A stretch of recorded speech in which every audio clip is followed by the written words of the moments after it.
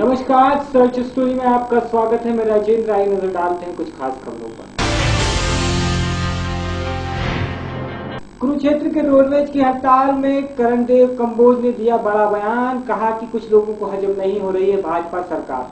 कुरुक्षेत्र में रोडवेज की हालत बारे हरियाणा के राज्य मंत्री कर्णदेव कंबोज ने दिया बड़ा बयान। कहा, कुछ लोगों को हजम नहीं हो रही है भाजपा सरकार और रोडवेज की हालत के नाम पर कुछ कर्मचारी संगठन कर रहे हैं राजनीति। कुरुक्षेत्र में शाम को एक सामाजिक कार्यक्रम में भाग लेने पहुंचे हरियाणा के राज्य मंत्री कर्णदेव कंबोज ने पत्रकारों से बातचीत में कहा कि हरियाणा सरकार प्याज की कीमतों पर नियंत्रण करने के लिए बड़े पैमाने पर प्याज ला रही है। मुख्यमंत्री की घोषणा के बाद प्याज के दाम भी कम होने शुरू हो गए हैं। प्याज के जमाखोरों के खिलाफ सरकार ने अभियान चलाया हुआ है तथा छापेमारी की जा रही। कर्णदेव कंबोज ने कहा कि रोडवेज कर्मचारियों की कुछ मांगे हैं जो सरकार द्वारा पूरी की जानी चाहिए। रोडवेज कर्मचारियों की समस्या का समाधान बातचीत से निकल सकता है। मुख्यमंत्री से इस संबंध में बातचीत होगी। कुछ कर्मचारियों को अंदर खाते भाजपा सरकार हजम नहीं हो रही है। ऐसे कर्मचारी संगठन षड्यंत्र रच रहे हैं कि सरकार की बदनामी हो। ऐसे ही कुछ लोग अंदर खाते राजनीति कर रहे हैं। हरियाणा सरकार जो है ना बड़े पैमाने पर प्याज जो है ना मंगवा रही है और प्याज हम लोगों तक मुहैया कराएंगे। इसके रेट जो है ना जिस दिन हमने घोषणा की थी मुख्यमंत्री महोदय ने, तो उसी दिन से इसके रेट भी जो है ना कम आने शुरू हो गए और जो होल्डिंग लोगों ने की हुई है उसका भी हमें बंदोबस्त किया है। उसमें भी हम छापेमारी शुरू किए हुए हैं। जहाँ ज़्यादा होल्डिंग प्याज जिन अवैध रूप से अगर स्टोर किए होंगे तो उनको भी जो है ना छापामारी करके उनको भी बाजार में निकाला जाएगा। तो इस प्रकार की व्यवस्था हरियाणा सरकार कर स्ट्राइक कर रहे हैं। पहले में संबंध रहा आपका, तो पेज का हड़ता है बातबंदी क्यों नहीं यार भाई? 1 और 2 की हड़ताल है, स्ट्राइक पर जा रहे हैं। देखिए, मैंने भी कई बार जो है ना कर्मचारियों की मेरे से बात होती रही है, तो उनकी कुछ डिमांड्स उनकी भी हैं जो ठीक है, वो सरकार के तौर पर जो है उनको समस्या का समाधान करना चाहिए। लेकिन कुछ जो है इसमें राजनीति जो है ना समाधान निकल सकता है और जो समाधान बातचीत से निकल सकता है वो अन्य तरीके से नहीं निकल सकता। तो आज भी सरकार जो है अपनी बात पर कायम है। हमारे जो परिवहन मंत्री हैं कृष्ण कुमार जी, आज मेरी उनसे बात हुई है।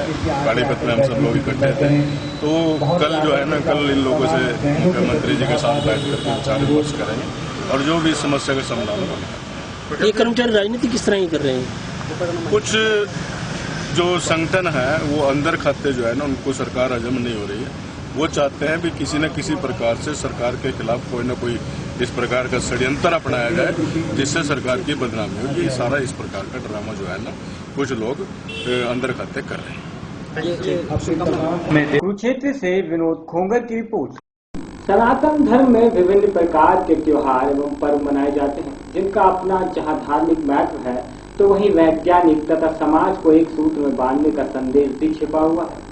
सनातन धर्म में विभिन्न प्रकार के त्योहार एवं पर्व मनाए जाते हैं जिनका अपना जहां धार्मिक महत्व है तो वहीं वैज्ञानिक तथा समाज को एक सूत्र में बांधने का संदेश भी छिपा हुआ है। हाल ही में 2 त्योहार रक्षाबंधन और दूसरे दिन कजलिया का पर्व मनाया गया। देश के साथ जिले में भी इसको पूरे आस्था के साथ लोगों ने मनाया। कजलियों को कुछ दिन पूर्व ही लोग अपने निवास पर बोते हैं और रक्षाबंधन के दिन विधि विधान के साथ सरोवर में जाकर इनका विसर्जन करते हैं। यह परंपरा हजारों वर्ष से चली आ रही है। नगर में नगरपालिका के घोर लापरवाही एवं अधिकारियों तथा जनप्रतिनिधियों की अनदेखी का परिणाम श्रद्धालुओं की धार्मिक मान्यताओं पर खुलेआम प्रहार करते देखे जा सकते हैं। 1 दर्जन से कुछ कम छोटे बड़े सरोवरों की नगरी में सभी सरोवर अपनी दुर्दशा पर आंसू बहा रहे हैं। साफ सफाई एवं सौंदर्य के नाम पर अपनी पीठ थपथपाने वाले, लाखों की फाक खेलने वाले नगरपालिका के कारनामे आपके सामने हैं। दमोह से एल.एन. वैष्णव। व्यापारी के बेटे के अपहरण मामले में पुलिस ने किए फिरौती के पैसे बरामद। 23 अगस्त की रात को हुआ था घर के बाहर से अपहरण। पुलिस ने किए 1 करोड़ 71 लाख रुपए बरामद। व्यापारी के बेटे का अपहरण के मामले में पुलिस ने किए फिरौती में दिए पैसे बरामद। 23 अगस्त की रात को हुआ था घर के बाहर से अपहरण। पुलिस ने किए 1 करोड़ 74 लाख रुपए बरामद। आरोपियों की हुई पहचान, जल्द होंगे आरोपी सलाखों के पीछे। कुरुक्षेत्र पुलिस ने शहर के चावल व्यापारी के लड़के के अपहरण के मामले में लड़के को बरामद करने के बाद आज फिरौती में दी गई रकम में से 1,74,00,000 रुपए बरामद कर लिए हैं। पुलिस की माने तो इस फिरौती की रकम में और भी पैसे बरामद किए जा सकते हैं। एसपी श्रमजीत सिंह ने बताया कि इस अपहरण मामले में उन्हें 48 घंटे में व्यापारी जय भगवान सिंगल के लड़के आदित्य सिंगल को बरामद किया था। उसके बाद उन्होंने आज मुख्य आरोपी करनाल वासी अनिल मित्तल को घर से बरामद कर लिया है। एसपी के अनुसार पुलिस के खौफ के कारण आरोपी पैसे को मुख्य आरोपी के घर में इसे डाल गया था। उन्होंने बताया कि इस मामले में सभी आरोपियों की पहचान हो चुकी है और उन्हें जल्द ही गिरफ्तार कर लिया जाएगा। इसके अलावा जो आरोपी की मदद कर रहा था उसे भी गिरफ्तार किया जाएगा। एसपी ने बताया कि अपहरण के मामले में सबसे पहले युवक को छुड़वाना जरूरी था। व्यापारी जय भगवान सिंगल के बेटे आदित्य का 23 अगस्त की शाम को उस समय अपहरण कर लिया गया था जब वो रात 10:20 पर अपने घर के बाहर सैर कर रहा था। अपहरणकर्ताओं ने 45 मिनट बाद ही 4 करोड़ की फिरौती मांग ली थी, लेकिन पुलिस ने सूझबूझ का परिचय देते हुए आदित्य को सुरक्षित बचा लिया। आदित्य को अपहरणकर्ता नमस्ते चौक पर छोड़ गए, जहां से आदित्य बस पकड़कर कुरुक्षेत्र पहुंचा था। उस लड़के को उन्होंने 48 घंटे के अंदर रिलीज करा लिया था, लेकिन पुलिस का प्रेशर बिल्कुल कायम रहा और मुझे बताते हुए अत्यंत खुशी हो रही है कि जो रैंसम की रकम गई हुई थी तकरीबन 2 करोड़, उसमें से 1,74,00,000 के तकरीबन आज बरामद कर दिया गया है। पुलिस के प्रेशर के अंडर जो अक्यूज थे उन्होंने वो अमाउंट, जो मेन अक्यूज है अनिल मित्तल, उसके घर पे उन्होंने उसी बैग में, जिस बैग में दिया गया था उसी बैग को में किसी ने फेंक दी है और उसको हम वेरीफाई कर रहे हैं। हमारी टीम्स ऑल ओवर इंडिया भी गई हुई हैं और मुझे उम्मीद है कि जो सारे अक्यूज हैं उनको जल्द से जल्द हम लोग अरेस्ट करेंगे। आरोपियों की पहचान होगी है? आरोपियों की पहचान कर ली गई है जो मेन अक्यूज हैं, और बाकी जो ये मेन अक्यूज पकड़े जाएंगे तो बाकी जो उनके साथ जो मदद कर रहे थे, जो उनके साथ हेल्प कर रहे थे इस पूरे ऑफेंस को पूरा करने में, उनको भी हम गिरफ्तार करेंगे। 23-24 मैं बिल्कुल थैंक्स करना चाहता हूँ मीडिया का कि ये एक बड़ा ही सीक्रेट ऑपरेशन होता है। इसमें कहीं भी अगर किडनैपर को ये भनक लग जाती है कि पुलिस को या शहर वालों को पता लग गया इसके बारे में, तो लड़के के उस पर शक हो सकता है, उसकी जान को खतरा हो सकता है। तो मीडिया का भी मैं बिल्कुल धन्यवाद करना चाहूँगा जिन्होंने हमारे रिक्वेस्ट पे ये खबर कहीं नहीं डिस्क्लोज नहीं करी, मीडिया में नहीं आई। इसकी वजह से ये लड़के की हम सही सलामत बरामद कर सके और हम केस में सक्सेसफुल हो सके। करनाल में लगता है कि अपराधियों को पुलिस का कोई खौफ नहीं रह गया। जिस तरह अपराधी रोजाना किसी न किसी बड़ी वारदात को अंजाम देकर खुलेआम फरार हो जाते हैं, करनाल में अपराधियों को लगता है पुलिस का कोई खौफ नहीं रह गया। अपराधी रोजाना किसी न किसी बड़ी वारदात को अंजाम देकर खुलेआम फरार हो जाते हैं। देर रात भी कलाड़ा मार्केट के पास सेक्टर 13 पौष इलाके में बंदूक की नोक पर एक व्यापारी से 3 हथियारबंद युवकों ने की लूट। सेक्टर 13 निवासी ट्रांसपोर्ट कार्तिक ग्रोवर की वॉक्सवैगनार जेट कार छीन कर लुटेरे मौके से फरार हो गए। कार में करीब 1 लाख कैश था, एंड्रॉइड मोबाइल फोन और पर्स भी था। वहीं पीड़ित युवक व्यापारी कार सवार कार्तिकेय के एक दोस्त की आंखों में भी लुटेरों ने स्प्रे छिड़क दिया। वहीं वारदात के बाद पीड़ित व्यापारी कार्तिक ने पुलिस को 100 नंबर पर फोन कर अपने साथ हुई वारदात की सूचना दी। इसके बाद पुलिस ने मौके पर पहुंचकर इलाके की घेराबंदी कर मामला दर्ज कर जांच शुरू कर दी है। क्या रहने वाले, कौन सी गाड़ी पे थे आप? मैं सेक्टर 13 का ही रहने वाला हूँ और सेक्टर 13 में मार्केट में ये सारा हुआ। कैसे हुआ, क्या हुआ? मैं गाड़ी से उतर के कुत्तों को दूध पिला रहा था, पीछे से एक आदमी ने आकर मेरे को गन पॉइंट पे लिया और मेरा फ्रेंड मेरी कार में बैठा हुआ था, उसको भी गन पॉइंट से उसको भी हाथापाई करके बाहर फेंका और गाड़ी लेकर भाग गए। कौन सी गाड़ी थी? वॉक्सवैगन जेटा। कौन सी गाड़ी थी और उन्होंने? जेटा थी। तो हथियार भी ले रखे थे उन्होंने? हाँ जी, तीनों के पास अपनी अपनी पिस्टल थी। तो क्या कहा उन्होंने? उन्होंने कहा हट जा पीछे नहीं तो गोली मार दूंगा। तो गाड़ी में क्या क्या था और क्या क्या ले गए? गाड़ी के अंदर 2.5-1 लाख रुपए कैश था जी, मेरा एक फोन था, पर्स था, उसमें 2-3 क्रेडिट कार्ड और 2-3 डेबिट कार्ड। तो पुलिस आई है तुरंत? सूचना 15 मिनट लग गए जी पुलिस को आने में। और साथी के स्प्रे भी मारा आपके साथ जो? हाँ जी, साथी के उसके मारदार करी और उसकी आंखों में स्प्रे डाल दिया था उसी टाइम। तो क्या कहना चाहेंगे, मतलब सुरक्षित नहीं है अगर व्यापारी? हम सीएम सिटी के अंदर रह रहे हैं और करनाल में रह रहे हैं और सबसे पॉशेस्ट इलाका सेक्टर 13 है और उसके अंदर ये काम होगा तो हम कहाँ से सुरक्षित हो सकते हैं? तो पीसीआर वगैरह भी थी वहाँ कोई खड़ी? नहीं, कोई पीसीआर नहीं थी। आपका नाम? कार्तिक ग्रोवर। आप क्या करते हैं? मैं बिजनेसमैन हूँ। जी सर, क्या सूचना मिली सर, कहाँ पे हुए हैं? ये हमारे सेक्टर 13 में पिस्टल पॉइंट पर गाड़ी छीनने की सूचना मिली है। अभी जस्ट सूचना मिली है और हमने पूरी नाकाबंदी कर दी है और मैं भी जल्दी राउंड अप कर लूँगा। करनाल से संजय कुमार की रिपोर्ट। कुरुक्षेत्र के सांसद राजकुमार सेनी ने फिर दिया जाटों को करारा जवाब। इलाज मुद्दे पर कहा कि जिसकी जैसी मानसिकता उसकी वैसी सोच। कुरुक्षेत्र के सांसद राजकुमार सेनी ने फिर दिया जाटों को करारा जवाब। इलाज मुद्दे पर कहा कि जिसकी जैसी मानसिकता उसकी वैसी सोच। आखिर जाट किसको मारना चाहते हैं, जवाब दें। आरक्षण को लेकर कहा 20 सितंबर को हिसार में होगी ओबीसी की बड़ी जनसभा। जो विरोधी पक्ष के लोग हैं जो अनर्गल तरीके से जाट आरक्षण का दबाव बना करके सरकार के इस रवैये को तोड़ मरोड़ करके पेश करते हैं कि मुझे प्राइम मिनिस्टर और चीफ मिनिस्टर ने उकसा करके खड़ा कर रखा है जाटों के खिलाफ। मैंने उस बिहेव में वो बात रखी थी। मैं पार्टी का सच्चा सिपाही हूँ और पार्टी के साथ जुड़ा हुआ संगठन का आदमी हूँ। मुझे ये स्पष्ट पता है कि हमारे ऐसे संत प्रवृत्ति के चीफ मिनिस्टर और प्राइम मिनिस्टर हमें ना मिले हैं अभी तक और ना शायद भविष्य में भी कोई ऐसी आशा है कि भी कोई और आदमी इतनी पैरवाई जन जन तक हर एक दुख दर्द को समझने वाले व्यक्ति हैं। परंतु ये है कि जब पिछले दिनों जाट लोगों ने 300-400 लोगों ने हमारे राष्ट्रीय नेतृत्व पर दबाव बना करके अपनी रिव्यू पिटीशन डलवाई थी, उससे जो ओबीसी के लोगों में रिजेंटमेंट थी, मैंने उस भेव में वो बात कही थी। हमारे को पूरा भरोसा है अपने प्राइम मिनिस्टर और चीफ मिनिस्टर के ऊपर कि वो जो कार्य होगा वो गरीब के हक में होगा। समृद्ध और सुदृढ़ लोग तो अपने आप अपने हकों को सुनिश्चित करवा लेते हैं। जो भी मेरा तो ये भी कहना है कि अगर वो कानून के दायरे में अपने हक को प्राप्त करने के लिए प्रयास करें तो हमें कोई इतराज नहीं है। लेकिन जो जिस प्रकार से उन्होंने कल नारनौंद के अंदर काले कपड़े पहना करके खून का तिलक करके जीने और मरने की कस्में खिलवाई हैं, वो किसको मारना चाहते हैं? प्राइम मिनिस्टर को, चीफ मिनिस्टर को, राजकुमार सैनी को या सरकार को या देश को? इस प्रकार के लोग जो आज देश के अंदर अफरा तफरी फैला रहे हैं और इल्जाम मुझ पे करते हैं, मैं उस वर्ग की 27% आरक्षण की हिमायत कर रहा हूं जिसको वैध जो है ना सुप्रीम कोर्ट ने ठहराया है, एनसीबीसी आयोग ने ठहराया है, संवैधानिक है। अगर यही काम ओबीसी के आरक्षण के खिलाफ सुप्रीम कोर्ट फैसला देता और हम प्रयास करते तो अब तक के कभी के जेल में ठोक दिए गए होते। इन लोगों ने कंटेम्प्ट ऑफ कोर्ट इनके खिलाफ दर्ज करके इनको तो अब तक सेंट्रल जेल जाना चाहिए था। ये प्रेशर उल्टा बना रहे हैं, लेंगे, ये कर देंगे, वो कर देंगे, आर पार की लड़ाई होगी। किसके साथ? देश के साथ आर पार की लड़ाई है या पार्टी के साथ आर पार की लड़ाई है? बहुत दुखद है।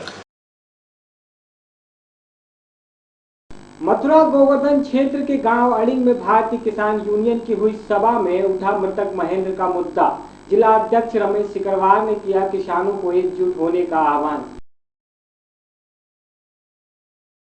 मथुरा गोवर्धन क्षेत्र के गांव अड़िंग में भारतीय किसान यूनियन की हुई सभा में उठा मृतक महेंद्र का मुद्दा। जिला अध्यक्ष रमेश सिकरवार ने किया किसानों को एकजुट होने का आह्वान। 4 दिन पहले गांव अड़िंग में मृतक महेंद्र को पुलिस द्वारा पीड़न एवं पिटाई से हुई मृत्यु का भारतीय किसान यूनियन के द्वारा दोषी पुलिस कर्मियों के खिलाफ कार्रवाई की मांग की गई तथा पुलिस अधिकारियों के द्वारा शव के दाह संस्कार के समय ग्रामवासियों के खिलाफ कोई मुकदमा दर्ज न किए जाने का आश्वासन दिया था, परंतु फिर भी ग्रामवासियों के खिलाफ रिपोर्ट दर्ज की गई है।